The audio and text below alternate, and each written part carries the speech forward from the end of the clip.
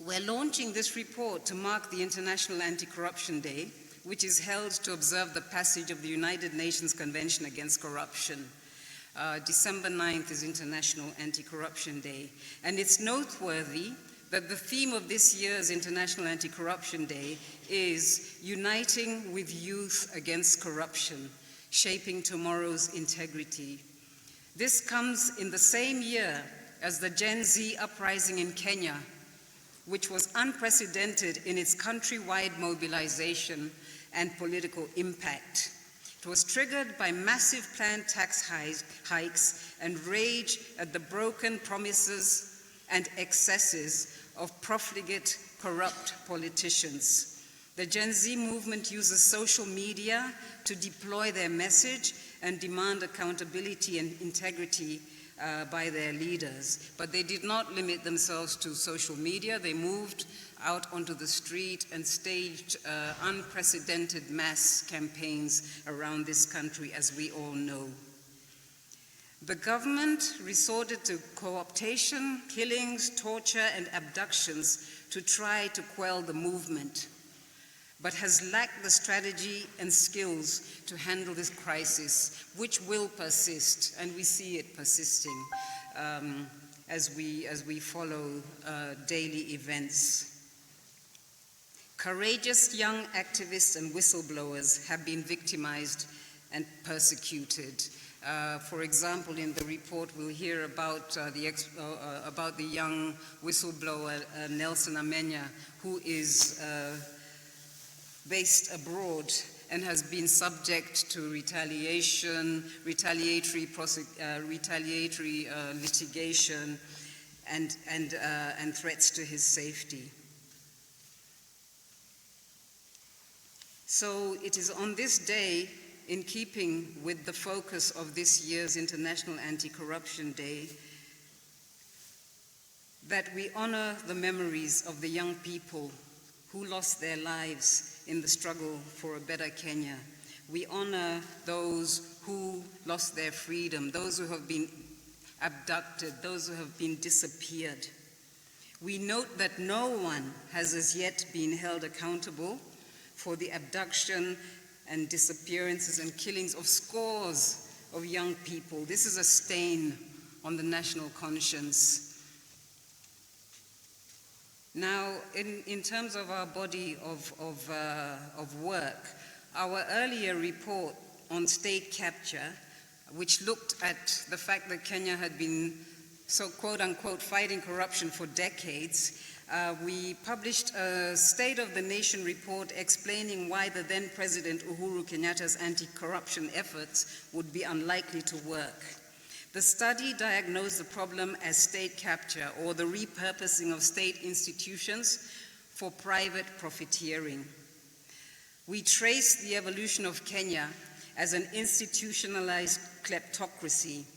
That is, a system of state capture in which ruling networks and commercial partners hijack governing institutions and maintain impunity for the purpose of raiding the budget to sustain themselves in power and for the security of the regime.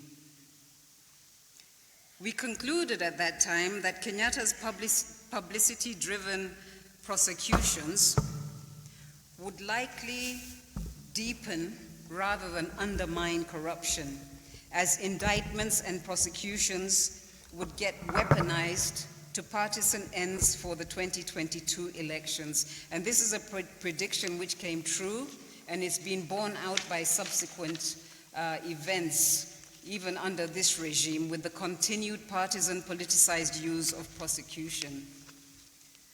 We followed this with a report on highway robbery, which looked at the issue of budgeted corruption. In the words of the last Auditor General, Edward Ouko, he felt that in his investigations of misappropriation and misuse of public funds, that there was a deliberate, funds were deliberately being inserted into the budget which were meant for no other purpose than to be stolen. Normally, when you think of corruption, you think of corruption at the stage of execution of budgets, when projects are being implemented. He talked of a particularly pernicious type of corruption in which money is put into the budget for no other purpose than to be extracted for corrupt ends. And he likened this process, he likened the budget to Thika Highway with exits. And the exits are where the budgeted corrupt funds would be, taken out. And so we looked at work in various infrastructure sectors and came to the conclusion that indeed we could argue that there was such a thing as budgeted corruption, and that the entire elaborate structure of public financial management which had been set up by the new constitution had been subverted.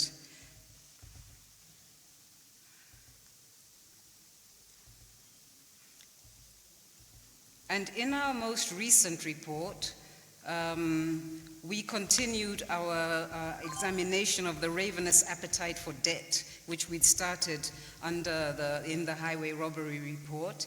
And last week we launched a report on Kenya's debt treadmill, the China portfolio, which covered China's debt relationships and Kenya's external debt with China from 2000 to 2024.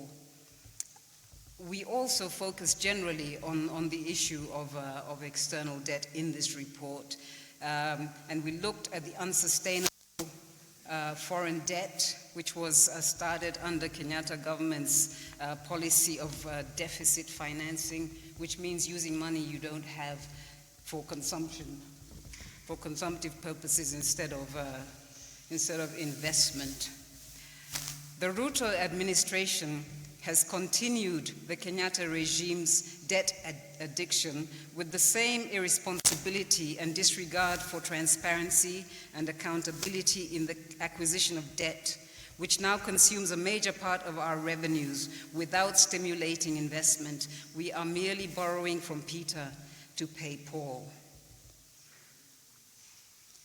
And in our latest report, The Wrong Direction, we trace the unfolding continuities and proliferation of corruption in Kenya under the Ruto government. We've already talked about the continuation of the weaponization of prosecution, the continuation of acquisition of debt now as a source of corrupt enrichment. So we trace the similarities and increase of corruption under the Ruto government, which echoes many of our earlier findings. Despite momentary positive developments and heartening displays of individual courage and integrity, this is by individual officers, individual judges, etc., corruption continues to deepen, scandals multiply, profligate wastage continues, institutional decline persists, and checks and balances are eroded. We entitled the report Wrong Direction because the view of an overwhelming majority of Kenyans is that this country is headed in the wrong direction, and that the president is the one who is most responsible for this. The feeling is expressed that he does not listen. His autocratic tendencies are in full display, and he presides over a system of impunity and the evisceration of the Constitution. The politics of patronage continues apace as the president seeks to consolidate his support base. We talked about the massive challenge to the system by Gen Z, which provoked the president to adopt a tactic which we've become very familiar with. Under Kenyatta, it was known as the handshake. I believe now they're calling it a broad-based government. Previously, it was a government of national unity. So the president seeks to consolidate his support base, rewarding his supporters and inviting his erstwhile opponents into government. A gambit that has become standard in Kenyan politics, which further drives corruption and impunity. Obviously, if you've got more mouths feeding at the trough, then you're going to drive up corruption. And the implicit bargain is that you will not be punished for this. You will be able to do it with impunity, which of course which drives up the atmosphere of lawlessness. At the same time, though, the government's room for maneuver is shrinking in a context of debt distress and the growing demographic pressures exemplified by the Gen Z uprising. In this report, we focus on events at the national level. This doesn't mean that we don't think there is corruption at the county level, but you'll see when you get the report that it's quite a long report. And if we'd included the counties, I think it would have had to be twice as long. So we intend to examine corruption at the county level in future reports. So through our reports, we hope to document events, stimulate and inform public debate, and strengthen the capacity of our allies to exercise civic vigilance, sometimes in an atmosphere of impunity. When there's very little that can be done, what you can do is to document things and preserve evidence for the future. We hope that obviously that this sort of pessimistic prognosis will not be borne out by the facts. And we've seen in other countries how quickly regimes can collapse. Regimes which look relatively stable can collapse very rapidly, and this one does not look very stable. So I welcome you again today, and I would like to welcome Mwalimu Mati to present the report. Mr. Mati is a lawyer and governance expert with a long history in civil society. Among other institutions, he's worked with the Public Law Institute, Transparency International Kenya, where we were colleagues, and he was a founder of the influential Mars Group Kenya. Mwalimu, welcome. Thank you.